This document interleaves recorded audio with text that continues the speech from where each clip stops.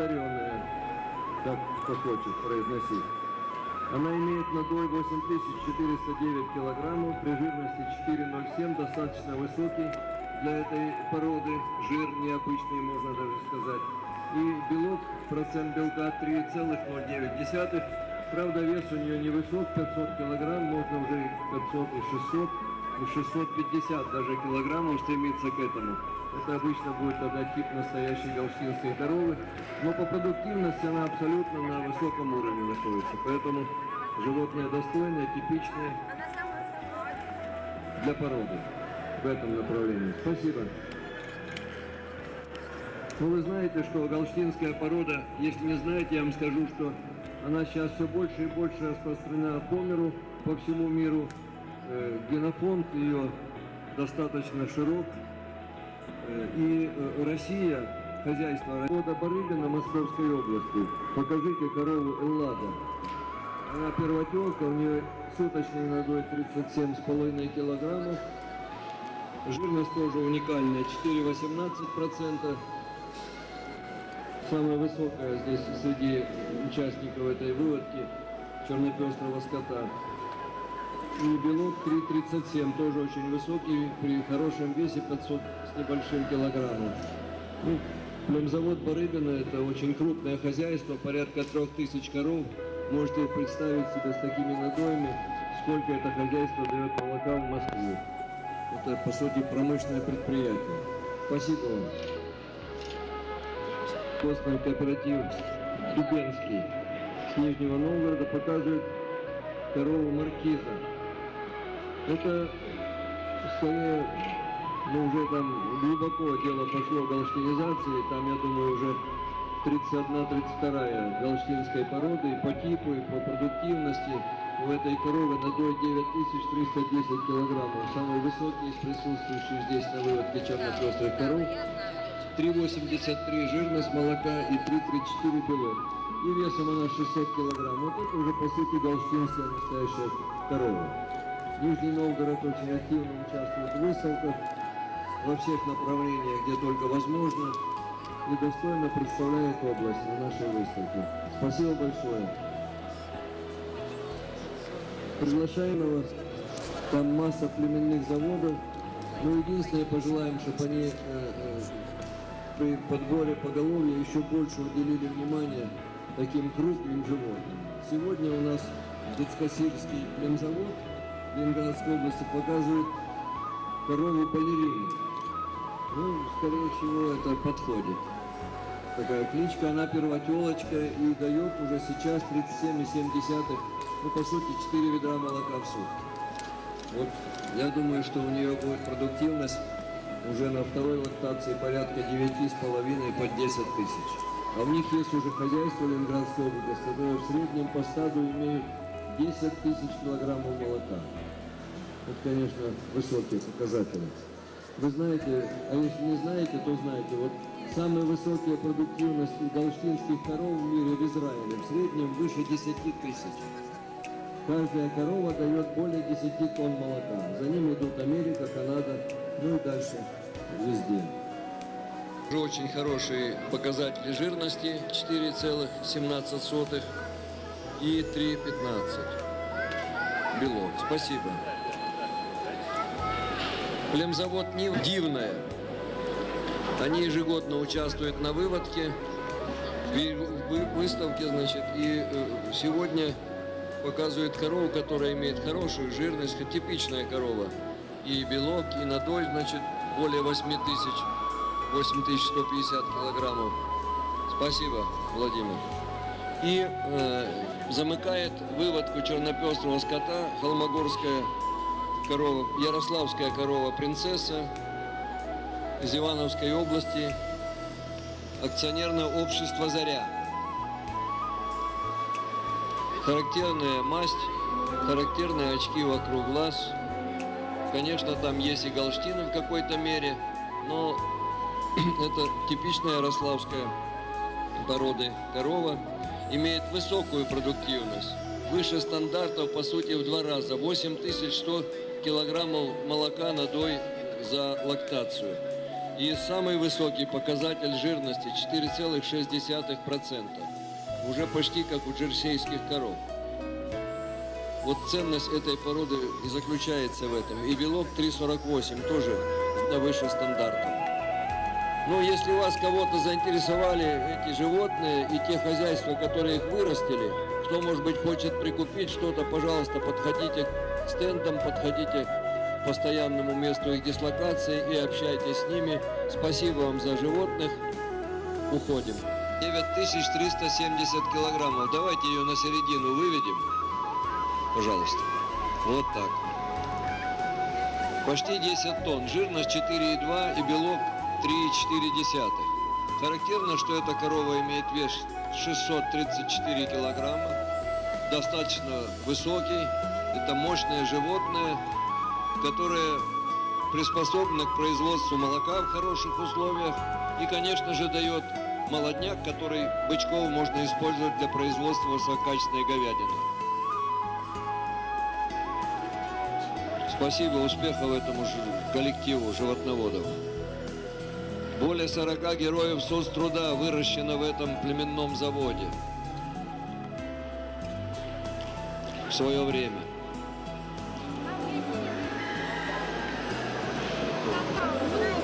Нужно сказать, что эти коровы, этих вот пород, которые сейчас находятся в одном кругу, как правило, половину превышают стандарт породы по продуктивности. То есть это, конечно, выдающиеся животные. В данном случае корова муза имеет 8620 килограммов. И жир, и белок тоже, и вес 573 килограмма. То есть это идеал, к чему должны стремиться все те, кто занимаются разведением скота этой породы. 4 отела – это долговечно. Сегодня подчас смотришь в хозяйствах, до 40% коров уходит в 1 год. О какой племенной работе можно говорить? А если 4 года корова эксплуатируется и в таких формах прекрасных, то это, конечно, конкретная работа специалистов. Мы на круг приглашаем, спасибо вам, приглашаем отечественная порода, которая выведена в свое время, значит, в Смоленской области с использованием сементальского скота. Но она так вот определилась и стабильно участвует у нас в выставках. Молодцы, слов других нет. Значит, в данном случае корова нимфа имеет надой 7770 килограммов. Жирность более 4, белок 3,36 и вес 570 килограммов. Идеальное животное. Хотя это комбинированная порода, конечно, но тем не менее с такой продуктивностью позавидовать, может быть, и молочные могут породы. Спасибо вам. На середину круга приглашаем показать корову дикая из племзавода Мумовская Саратовской области сементальской породы. Вот видите, во многом родня они и Сычевской, и другим. Сементальская порода, она дала много других пород, участвовала. И, конечно, она комбинирована тоже, и производство молока, и производство говядины. Хорошо молодняк откармливается. В данном случае корова дикая имеет надой почти 7000, 6939 при жирности 4,2 и белке 3,2. 550 килограмм живой вес. Нетель из племзавода Ульянина Московской области.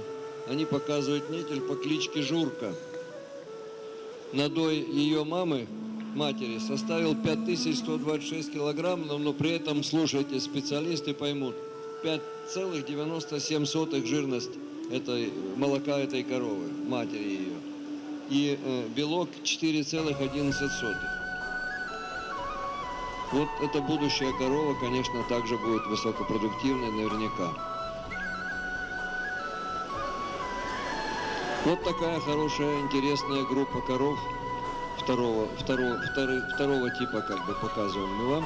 На этом мы заканчиваем. 9370 килограммов. Давайте ее на середину выведем. Пожалуйста. Вот так. Почти 10 тонн, жирность 4,2 и белок 3,4. Характерно, что эта корова имеет вес 634 килограмма, достаточно высокий. Это мощное животное, которое приспособлено к производству молока в хороших условиях и, конечно же, дает молодняк, который бычков можно использовать для производства высококачественной говядины.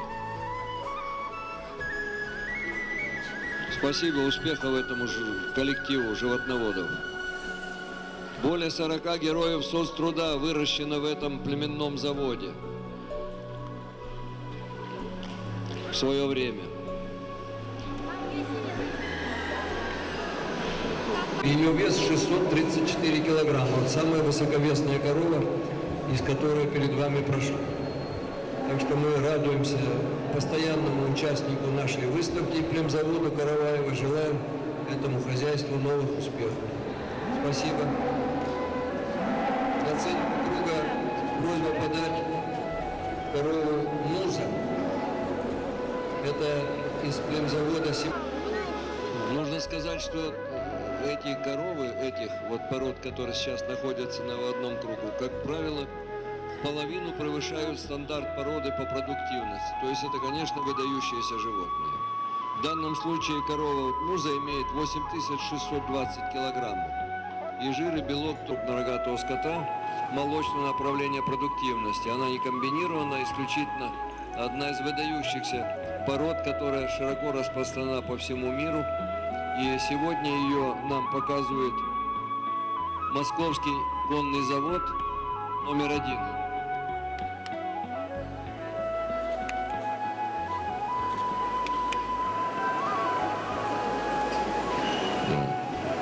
Московский конный завод номер 1 показывает корову Тоска айширской породы.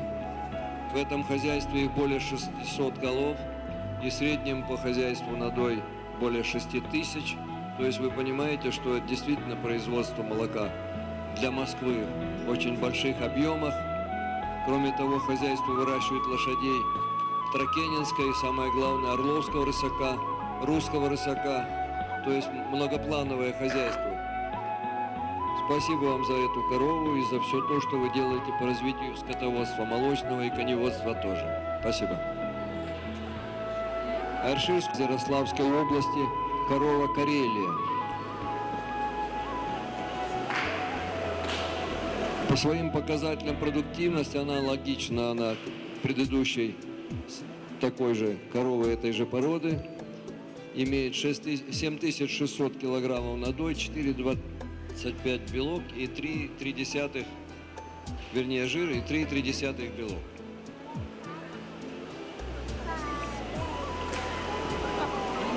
И по весу, что в общем-то не совсем, скажем, ну это как бы минус черным породам, которые мы вам показываем, но айширские коровы даже превосходят их по весу, по живому весу.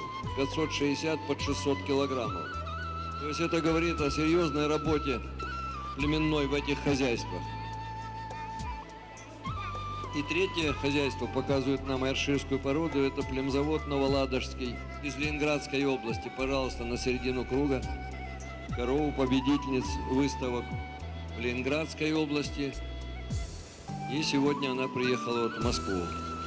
Корова Балтика с такой кличкой, которая соответствует ее месту рождения, также имеет почти 7,8 тысяч килограммов надой, 4,3 жирность, самая высокая из красных коров, показанных сегодня. И белок тоже самый высокий, 3,55, а вес 640, самая тяжелая корова здесь присутствующая, кроме, конечно, вот мы дойдем до, может быть, Бестужев, нет, самая высокая по весу, 640 килограммов. Вот к этому надо стремиться, к таким показателям. Спасибо большое. Мы показываем также представителей, ну в данном случае мы показываем со стороны того, как они дают нам молоко. Бестужевская порода. Башкортостан представляет ее. Это одна из старых пород. Она создана в России в конце 18-го, в начале 19 веков. В Ульяновской области.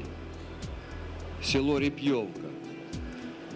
Местный скот скрещивался с шартгорными мясными, молочными голландскими, сементальскими и другими породами. И вот такое получилась вот такая порода универсальная. Значит, этот скот и молоко дает, и можно откармливать достаточно хорошо бычков на мясо. В данном случае колхоз имени Горького, племзавод Башкортостана, показывает корову «Совушка». Надой 5248 килограммов, 3,98 жир и 3,2 белок. Вес 500 килограммов. Настоящая, хорошая, надежная, эффективная, экономически порода при нормальных условиях, которые созданы в Башкортостане для них. Спасибо вам большое. Корову «Виктория» краснограбатовской породы. Уникальная порода, генофонд сохраняется в Нижнем Новгороде и в некоторых других регионах, но меньше. А вот именно племзаводы два в Нижнем Новгороде. Один из них показывается, это племзавод Абабковское, акционерное общество Абабковское Нижегородской области. Они показывают корову «Виктория», которая первотелочка и имеет надой 25 килограммов в сутки, при жирности высочайшей 4,54. Белок 3,3 и вес 500 килограммов. Вот такие небольшие животные, но плотные, широкогрудые, глубокие и вес почти 500 килограммов. Эта порода создана в 19 веке в Нижегородской губернии. И вот с тех пор ее разведением там и занимается. Удой 2000-3000 килограммов. Жирность очень высокая, 4,4 и выше. Ну вот мы показываем вам такую корову, а мы знаем, что рекордисты в этой породе дают 7 и более килограммов молока. На этом мы заканчиваем показ молочных коров, молочных пород и комбинированных. И кто чего-то не услышал, непродуктивности, и только несколько там десятков скота специализированных мясных пород, которые служат производству говядины. Вот одним из них, самым распространенным в мире, является герефордская порода. Ее представители показывают, еще раз повторю, научно-производственное объединение Южный Урал Оренбургской области. Два быка из этого хозяйства имеют возраст 5,5 лет им обоим и вес по 1150-1200 килограммов. Вот я не знаю, кто из вас определит, какой тяжелее, я не знаю, я не могу определить. Мне кажется, они оба беспредельные. Это уникальная порода, чем отличается, что как в чистоте разводится, так и для получения помесей на других породах, в том числе и с молочными комбинированными породами, для того, чтобы производить высококачественные говядины.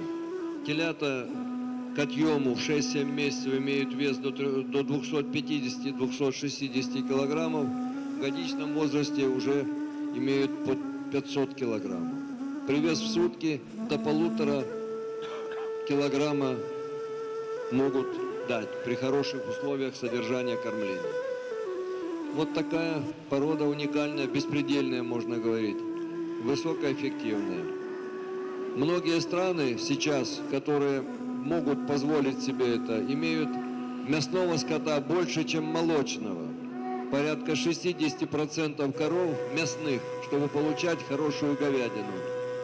Не кушать вот от выбракованных коров мясо, которое зубы ломают, а вот именно молодняк откормленный 1,5-летний с весом в 600 килограммов, по 800-900 рублей за килограмм говядины мраморной. Вот это то, к чему должны стремиться наши сельхозтоваропроизводители. Спасибо вам, пожалуйста. Уводите. Животное из Башкортостана представляет акционерное общество Сава Агро Япрык. Бык-лимузин. Но его вид вот такой, и вы чувствуете, масса его какая, и какую кличку он заслуживает, как вы думаете? Его кличка, не мучайтесь, я вам подскажу, малыш. Весом 1320 килограммов. Это превосходит стандарты породы. говорит о том, что у нас в стране этих животных можно разводить. Опыт большой в стране у нас был, по крайней мере, в прежние годы. Во многих регионах юга России разводили лимузинов в 70-е годы и раньше. Порода выведена во Франции, в одноименной провинции. Животные хорошо переносят невзгоды, но любят корм. Они могут давать привес до 1,5 килограммов в сутки, то есть так называемые беспредельные породы, давать мраморное мясо, которое годится для того, чтобы приготовить и первое блюдо, и второе, любую отбивную. Прекрасные мясные формы, легкие отелы. Ну, в общем, все то, что называется мясное скотоводство, присуще этой породе. Выдающаяся порода, одна из лучших в мире, если не сказать лучшая. Так что спасибо вот башкирам, которые уже не первый год показывают нам разных животных, но одно другое лучше, одно другого лучше.